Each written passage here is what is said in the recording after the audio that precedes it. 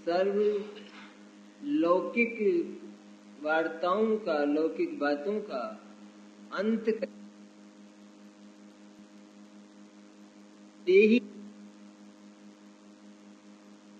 करने का अर्थ निश्चित रूप में निकट भविष्य में सिद्ध बनना है। और हम भी कुंद की तरह यही संकल्प करें, क्योंकि वे स्वयं ये चाहते हैं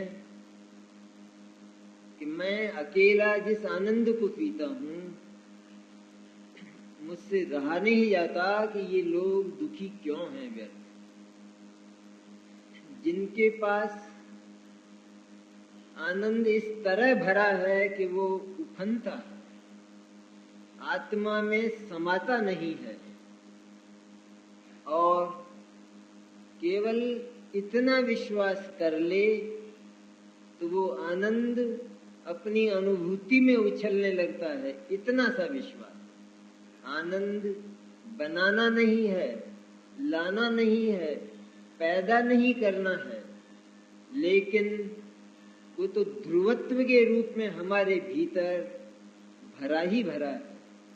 अरे चेतन के पास आनंद ना हो तो क्या अचेतन के पास होगा? क्या करेगा वो? अगर होगा भी तो वो तो धूलधानी होगा, क्योंकि जो उस आनंद का वेदन ही नहीं कर सकता तो उसके पास उस आनंद की आवश्यकता भी नहीं। इसलिए चेतन को ही ये सारे अधिकार मिले हैं, लेकिन सारा दुरुपयोग भी चेतन ने ही किया।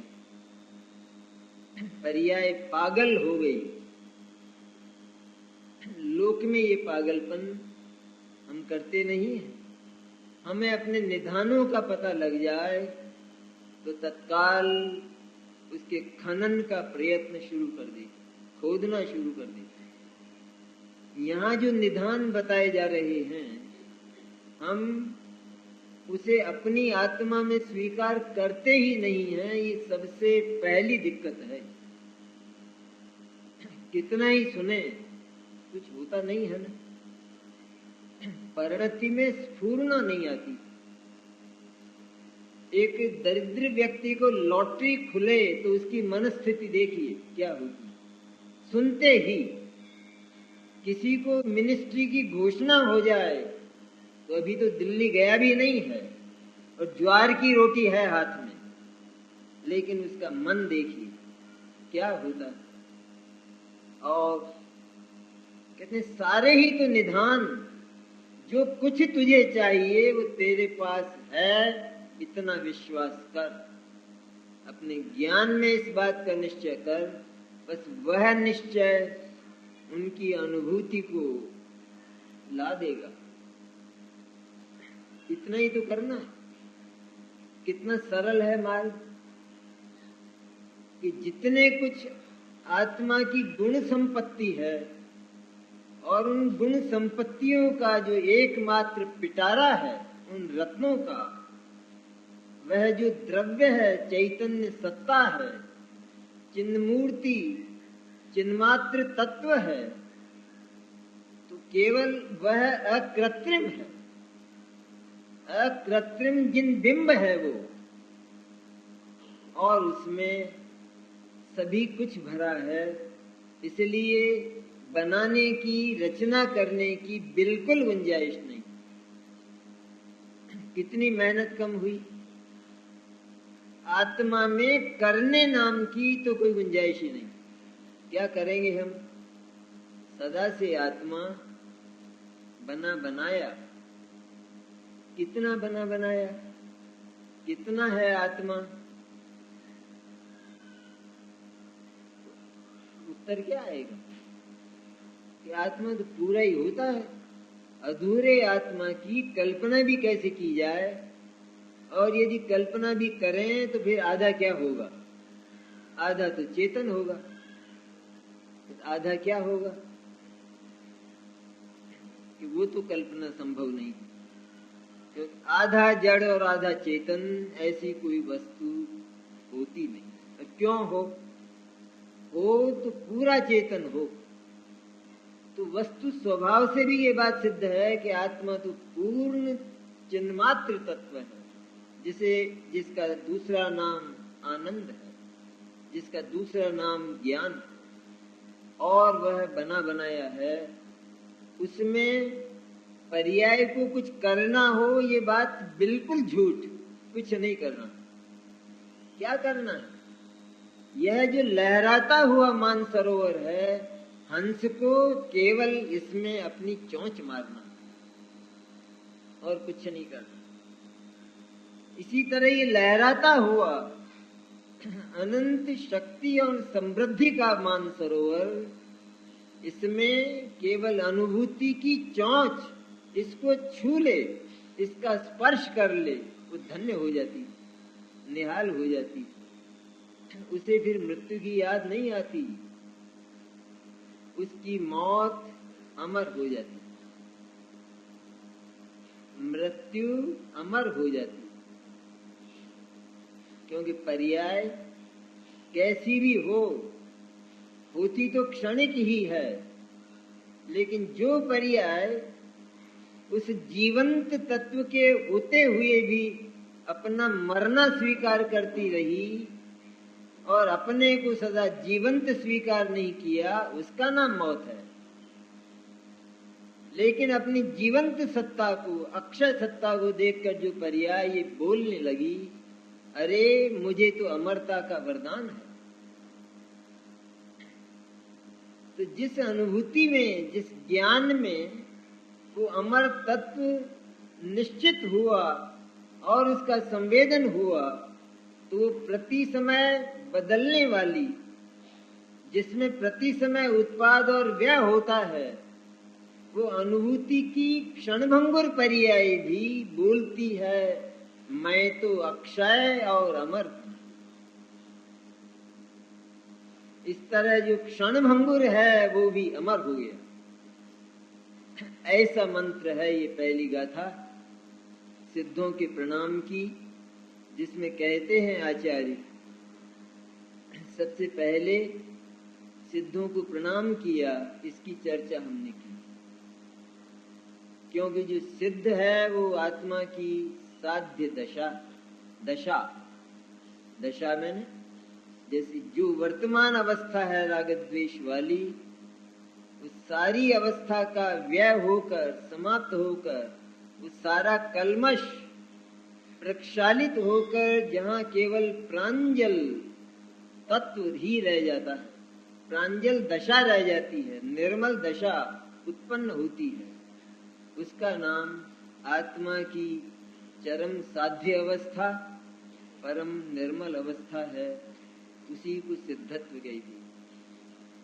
समय सार आचार्य लिख रहे हैं, उसकी प्रतिज्ञा भी कर रहे हैं कि समय सार जो जगत का सर्वोत्कृष्ट तत्व है, मैं तुमको उसका ज्ञापन कराता हूं। क्योंकि सदा से आत्मा अपने पास होने पर भी उसी को भूला। लेकिन हमारा प्रश्न ये हो सकता है कि हम क्या करेंगे उस समय सार को सुनकर। क्या है आपका उद्देश्य समय सार सुनाने में? समय सार को जो पा लेता है, जिसने समय सार को सुना और स्वयं अपने आप को समय सार स्वरूप शुद्ध चिन्मात्र माना, उसको ये सिद्धत्व नाम की परम आनंदमय दशा का जन्म होता।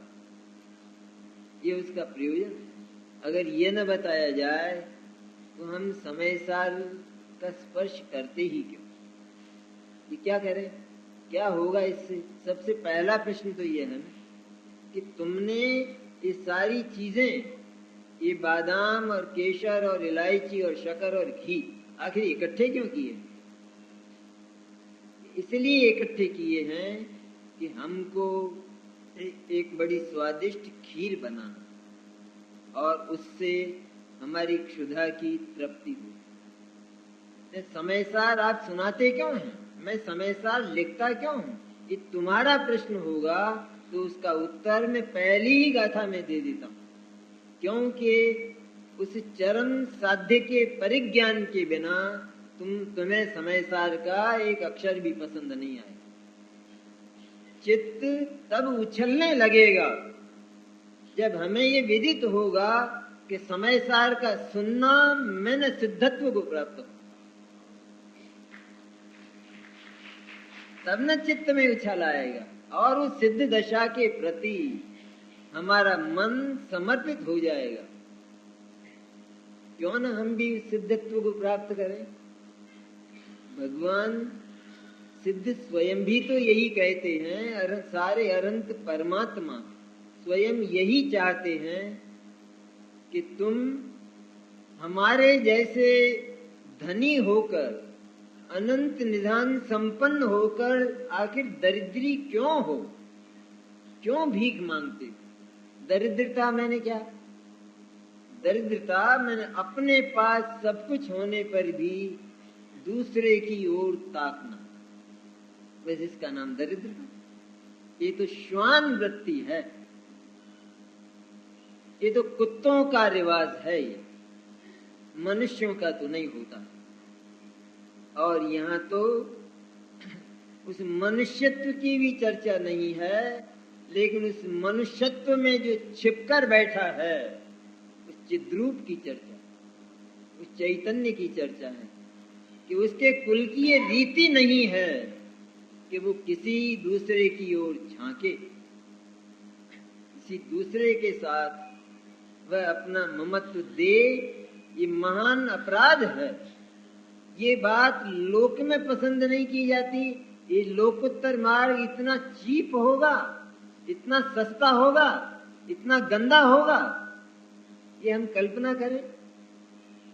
लोक में किसी के पास फॉरेन की घड़ी है और हम यदि उस पर मुग्ध होते हैं तो हम बदनीयत हैं।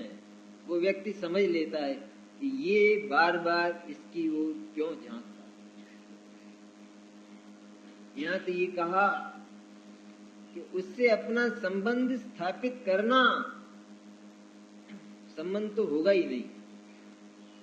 ये बात तो सदा ही ध्यान में रखने की है जिनवाणी सुनते समय कि हम कितना ही किसी के साथ संबंध बनाने की चेष्टा करें, लेकिन वह सारी चेष्टा पानी में जाने वाली है, मिट्टी होने वाली है। संबंध तो बना ही नहीं है और कभी भी अनंत काल तक यदि अभव्य का अज्ञान चलेगा तो भी संबंध बनने वाला नहीं है, क्योंकि आगम का ध्रुव वचन है कि दो पदार्थों में परस्पर संबंध का अत्यंत अभाव।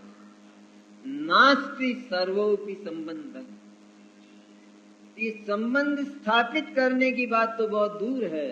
आचार्य तो ये कहते हैं कि उसकी ओर देखना भी महापाप है।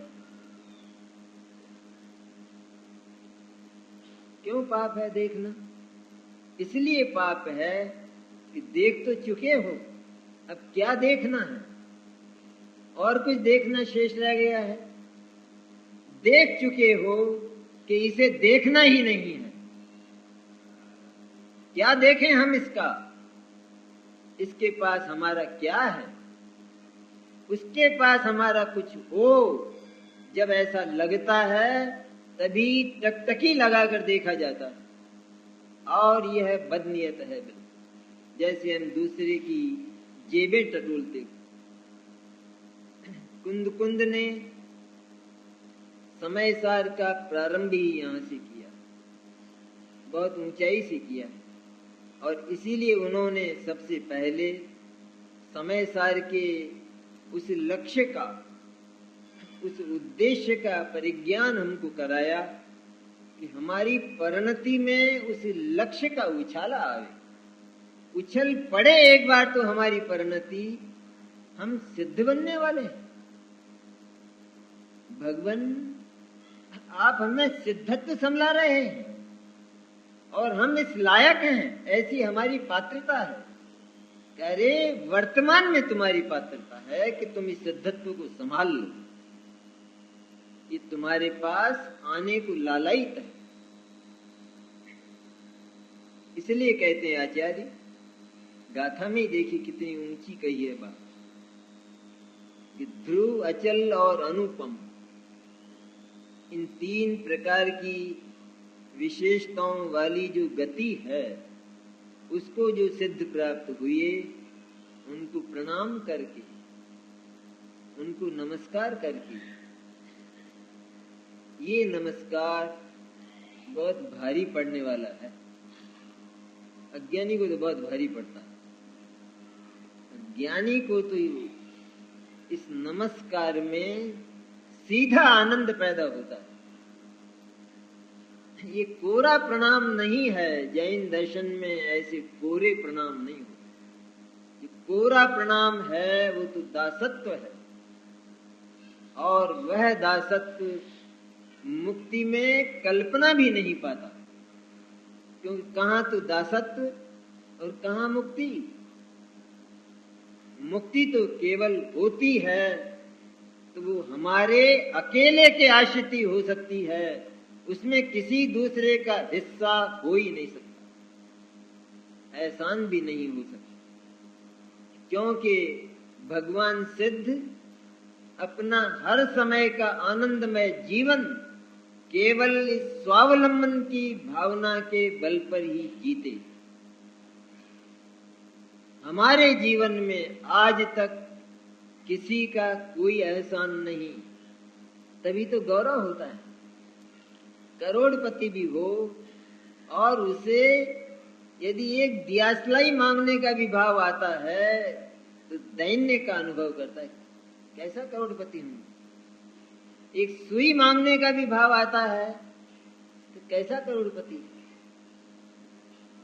और हम स्वयं लोक में इस बात को चाहते हैं, इतना आत्मनिर्भर होना चाहते हैं, बल्कि कभी अगर अवसर आता है तो हम कहते हैं, अरे तुम काम चलाओ ना, ये अपनी प्रतिष्ठा के लायक है कि किसी के यहाँ जाकर हम इस चीज को मांगे कि थोड़ा नमक दे देना, ये अपनी प्रतिष्ठा के लायक है। और यहाँ भीख मांगना हमारी प्रतिष्ठा है, और वो आज से नहीं अनादिकाल डुबो दिया है चैतन्य के मुंह पर, काला पोत दिया। और ये हमने हमारे हाथ, अपने हाथ से अपनी इज्जत गंवाना किसने सिखाया है। ये लोक में जिस इज्जत की हम प्रतिष्ठा करना चाहते हैं, उसको सुरक्षित रखना चाहते हैं, वो तो इज्जत है ही नहीं, क्योंकि वो हमारी नहीं है और वो रहने वाली नहीं है, क्योंकि वह किसी दूसरे द्रव्य की है, अन्य पदार्थ की है, और हम उसे अपनी इज्जत मान बैठे। क्या विचित्र है ये बात। धन किसी के पास है और वो हमारी इज्जत है। अरे जब धन का एक कण हमारा नहीं है तो हमारी इज्जत का निर्माण कैसे कर सकता है वो, और उसकी रक्षा कैसे कर सकता है। इसलिए और इज्जत तो ऐसी हो सुरक्षित कि जिसकी कभी हानि ना हो। इज्जत तो वही हो ना। इसलिए चैतन्य के पास फौलादी इज्जत है। वो कांच की चूड़ी नहीं है कि उसको तोड़ दिया जाए और वो भंग हो। वो कांच की चूड़ी टूटते ही वो विधवा हो जाए, ये ऐसी इज्जत चैतन्य की नहीं, उसकी तो फौलादी इज्जत है। तुम करो ना प्रयत्न मेरी इज्जत बिगाड़ने का, तुम थक जाओगे, लेकिन मेरी इज्जत में जरा भी हानि होने वाली नहीं है, क्योंकि मेरा तो एक भी गुण और उस गुण का अनुशीलन करने वाली एक भी पर्याय हिलने वाली नहीं। मेरा गौरव मेरे पास है, दुनिया के कहने से मेरी प्रतिष्ठा नहीं। वो प्रतिष्ठा आचार्य हमें समझाते हैं सिद्धों को प्रणाम करके। ये बात बार बार आती है, सिद्धों का प्रणाम कितना वजनी होता है, कितना भारी होता है। तो सर्व सिद्धों को प्रणाम कर, सर्व सिद्धों को, एक तो नहीं है ना, एक होते तो बस अकेले परमात्मा एक ही होते, बाकी सारे उनके दास होते, तो फिर वो जैन धर्म नहीं होता। ये तो जैन दर्शन की ही रीति और जैन दर्शन का ही गौरव है ये, कि वह सारी कुदरत को परमेश्वर मानता। क्या अधिकार है आत्मा का? क्यों अधिकार करेगा आत्मा? जिसके पास सब कुछ है, वो अधिकार की तो बात दूसरी है, वो तो उधर दूसरी ओर देखना भी उसे पसंद नहीं। क्यों झांके वो? अरे अपनी लक्ष्मी की ओर झांके या वो मरुस्थल की ओर झांके? सारा विश्व मरुस्थल है उसके लिए। लोक में वही तो भद्र पुरुष कहलाते हैं कि जो दूसरे के धन को मिट्टी समझते, पर द्रव्येषु लोष्ठवत। वो लोक की रीतियों का तो हम इतना पालन करते हैं। हम कहते हैं मेरे लिए दुनिया का एक नया पैसा हराम है, ये हम कहते हैं। और यहाँ क्या है कि यहाँ तो जितना कुछ है वो सब मेरा ही है, ऐसा मानकर ही हम चले हैं। इससे बड़ी बेईमानी जैन दर्शन दूसरी नहीं मानता। इसका दूसरा नाम मिथ्या दर्शन है, और उस मिथ्या दर्शन को हम अपना गौरव मानते। हमारे उस चेहरे को कुंद कुंद बदलते, उतार दो नहीं नकली चेहरा, तुम्हारा असली चेहरा इसके भीतर है। सिद्धों को प्रणाम किया जाता है तो असली चेहरे से किया जाता है। इसलिए कहते हैं कि मैं समय प्राभृत को कह रहा हूं। समय प्राभृत ये भगवान के द्वादशांग का हिस्सा है। उस समय प्राभृत का मुझे ज्ञान है, पूर्वाचार्यों से मिला है, शब्द ब्रह्म परमागम से मिला है, अनंत तीर्थंकर परमात्माओं की परंपरा में मिला, और वह ज्ञान प्रामाणिक है। उसमें संदेह बिल्कुल मत करना। मेरी वाणी का संदेह मेरी वाणी का नहीं, पर सर्वज्ञ का संदेह होगा। तुम सारे सर्वज्ञों का अपमान कर दो यदि तुमने जरा भी संदेह किया।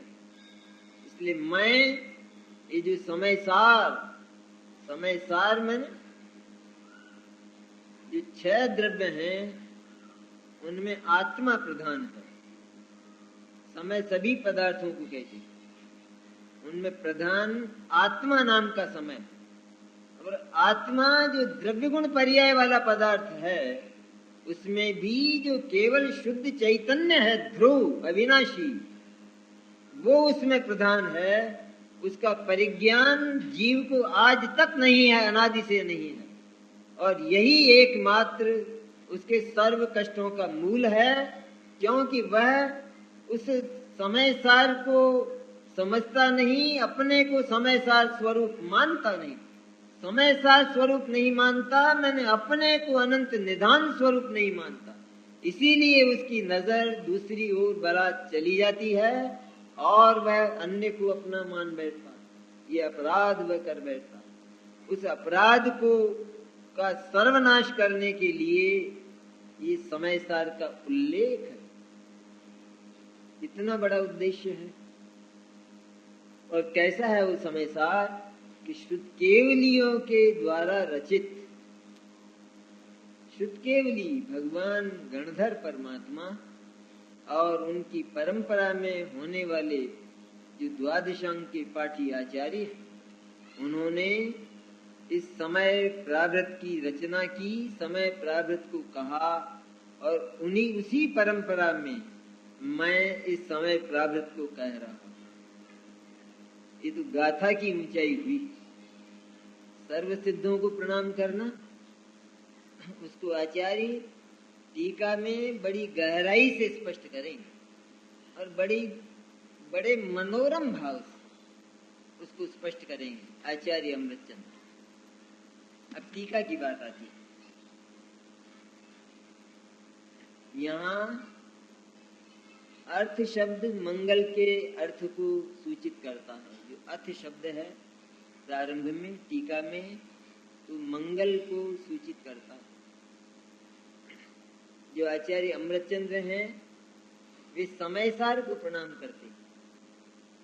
आचार्य कुंद समय सार का जो फल है सिद्धत्व, उस सिद्धत्व को प्रणाम करते हैं अनंत सिद्धों के रूप में, पर फर्क नहीं है।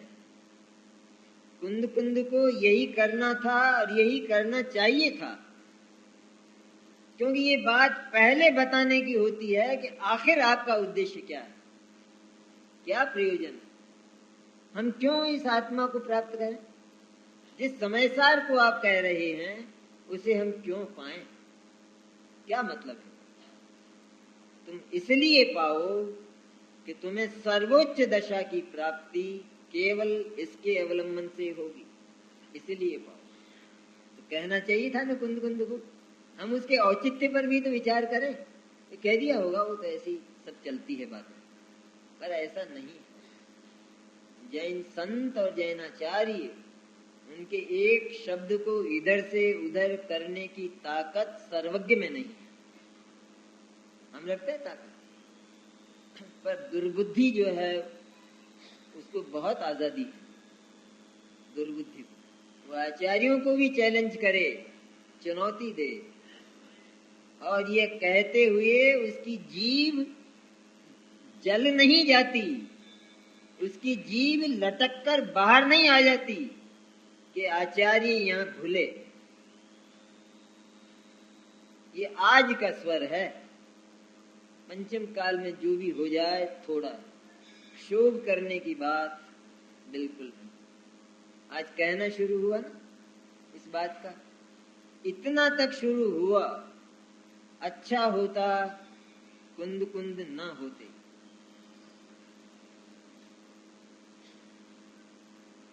हमको तो आंसू आ जाने चाहिए।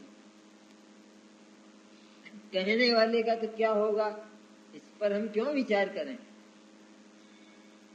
लेकिन कुंद ना होते अच्छा होता, क्योंकि उन्होंने व्यवहार का लोप कर दिया। कुंद ने व्यवहार का लोप किया। ये प्रारंभिक 12 गाथाओं में ही उसकी स्थापना करते हुए पहले उसकी स्थापना की, और स्थापना करते हुए उस स्थापना के साथ ही ये कहा है कि ये भाव भूमि चैतन्य को समझने के लिए, चैतन्य की अनुभूति के लिए आवश्यक तो है। ये पृष्ठभूमि हर जीव को जो आत्मा का अनुभव करेगा, सम्यक दर्शन ज्ञान चारित्र को प्राप्त करेगा, उसे पृष्ठभूमि भावों की और संयोगों की ऐसी ही होगी तो सही, लेकिन तुम्हें शुद्ध चैतन्य को पाना है, तुम्हें इस पृष्ठभूमि में नहीं रहना, तुम्हें प्लेटफॉर्म पर रहना है या ट्रेन में चढ़ना, क्या करना। जहां ये बात सत्य है कि प्लेटफॉर्म के बिना तो ट्रेन में नहीं चढ़ा जा सकता, वहां ये भी सत्य है कि प्लेटफॉर्म को छोड़े बिना ट्रेन में नहीं चढ़ा जा सकता। तो जो प्लेटफॉर्म पर खड़ा है वो खड़ा होने पर भी नहीं खड़ा है, उसके चित्त में प्लेटफॉर्म की स्थापना नहीं है, पर उसके चित्त में तो अपने गंतव्य की स्थापना। इसमें कहाँ है ये तो सत्य व्यवहार रोजाना बरतने वाला है। कुंद क्या कह दी, क्या हम ये नहीं बताएंगे कि तुम्हें इस चैतन्य की अनुभूति कौन सी पृष्ठभूमि में, अपने भीतर के कौन से विशुद्ध भावों की भूमिका में और कौन से संयोगों में, देवशास्त्र गुरु के संयोगों में, तत्व चिंतन के संयोग में, इसमें तुमको इसकी उपलब्धि हो सकती है। होगी तो केवल इसी वायुमंडल में होगी, लेकिन इस वायुमंडल में होने की हम गारंटी नहीं देते हैं। इसका उत्तरदायित्व तुम्हारे ऊपर है, क्योंकि हम कह चुके हैं कि यदि तुम इस वायुमंडल पर रीझ गए तो तुम अपने गंतव्य से रुष्ट हो गए। ये तो वातावरण है, परिस्थितियों में काम होते, लेकिन परिस्थितियां काम नहीं करती। उन परिस्थितियों में हमारा एक अलग पुरुषार्थ होता है कि जो हमें अपने काम तक पहुंचा देता। उन परिस्थितियों का नाम व्यवहार है। क्या गलत कहा?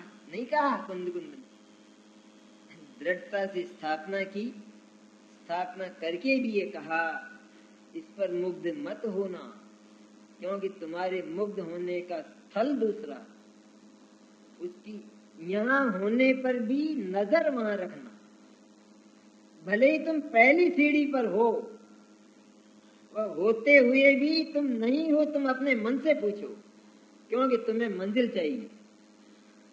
तुम्हारा मन मंजिल में है या सीढ़ी में है? और सीढ़ी के बिना पहुंचा जा सकता है कि नहीं पहुंचा जा सकता? लेकिन इस पर वजन मत रखना, वरना पहली सीढ़ी पर खड़े रहोगे, आगे नहीं बढ़ोगे, सीढ़ी पर रीझ जाओगे। इसलिए हमेशा ही मनोविज्ञान यह रहता है कि एक के बाद दूसरी, व्यवहार का भी रूप कैसा है कि बदलता जाता है। जो जो मंजिल निकट आती है उसका रूप बदलता जाता है। तो हम इस तरह एक से दूसरी, ऐसा उस पर खड़े रहने पर भी, खड़ा रहना पड़े, भीड़ अधिक हो तो भी हमारा मन उस सीढ़ी पर नहीं है, और वो सीढ़ी हमारे भीतर स्थापित नहीं है, मंजिल हमारे भीतर स्थापित है। बस सीढ़ी होती है तो चढ़ा जा सकता है, पर आवश्यक नहीं कि जो सीढ़ी पर रीझ गया है वो तो मंजिल पर पहुंचेगा ही। इसलिए सीढ़ी को हे तत्व में कहा, इसका नाम हे मैंने उसके उसमें ममत्व मत करना। इतनी तो बात कही, और क्या कही? और हम करते ही तो हैं सारी की सारी बात, सब कुछ करते। तो उसकी स्थापना कुंद कुंद करते हैं, क्यों नहीं करेंगे? अरे ये तो सब ज्ञान में आने वाली बातें हैं। जो होता है वे भगवान सर्वज्ञ बोलते, होना है, होता है, हुआ है, वही भगवान आचार्य कहते। अनुभूति कैसे होती है ये बात सर्वज्ञ ने बनाई नहीं है, ये बात आचार्यों ने बनाई नहीं है। हम समझते हो कि ये जो लिखा है तो वो अनुभूति की रचना कर रहे हैं। वो तो ये कहते हैं कि जो जो अनुभव संपन्न महापुरुष हुए, साधक हुए, उन्होंने अनुभूति जब जब की है तब तब इन परिस्थितियों में की है और इन्हीं परिस्थितियों में होती है, ऐसा हम लिखते हैं। क्योंकि हम वस्तु व्यवस्था को कैसे बदल सकते हैं? जो जो मंजिल पर पहुंचा है वो सीढ़ियों से पहुंचा है, सीढ़ियों से मैंने सीढ़ियों को छोड़कर पहुंचा, लेकिन वहां मुग्ध हो जाए तो पहुंचेगा नहीं। इसलिए कुंद कुंद तो हमारे हृदय में स्थापित हो, और कुंद कुंद के साथ कुंद कुंद स्वयं अपने हृदय में और हमारे हृदय में अनंत सिद्धों को स्थापित करते हैं। ये अनंत सिद्धों के प्रणाम का अर्थ है। कभी सुना है आपने प्रणाम का अर्थ?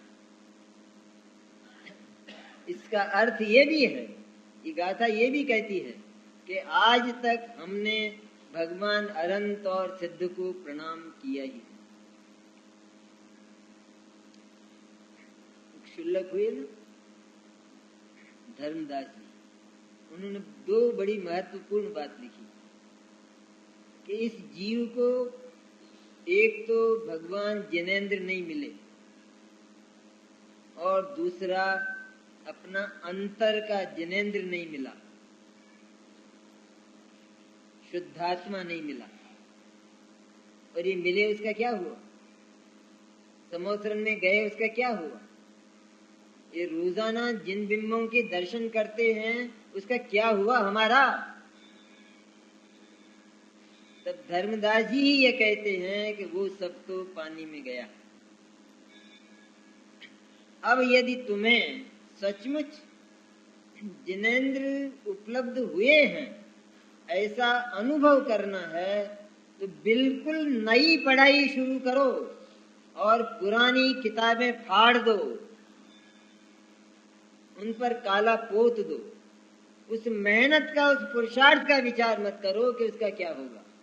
अरे कचरा ही कचरा भरा है, अब इस कचरे को कैसे फेंकूं? क्योंकि वर्षों लगे हैं इसको इकट्ठा करने। ये कोई भी समझदार विचार नहीं करता, उसको दियासलाई लगा देता। इसलिए जितना कुछ पुराना है हमारा उसको दियासलाई लगा दो, उस ज्ञान को दियासलाई लगा दो,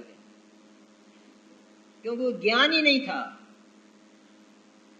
वो तो कचरा था जब सारा, वो श्रद्धा ही नहीं थी, वो आचरण ही नहीं था। एकदम नई पढ़ाई पहली गाथा से शुरू होती है। और क्या कहते हैं कुंद कुंद, अभी भी तुम्हारे मन में ये संकोच है कि मैं सिद्ध परमात्मा जैसा हूं, और दूसरा कि वर्तमान में ही मेरी जो अवस्था है वो सिद्ध परमात्मा ही है, ये कैसे स्वीकार करूं भगवान?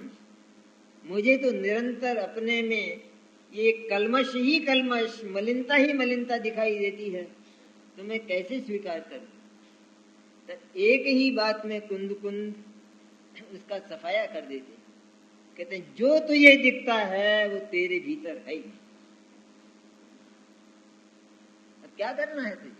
वो तेरे घर के बाहर है, और तेरा घर तो बिल्कुल सौरभमय सुगंधित है।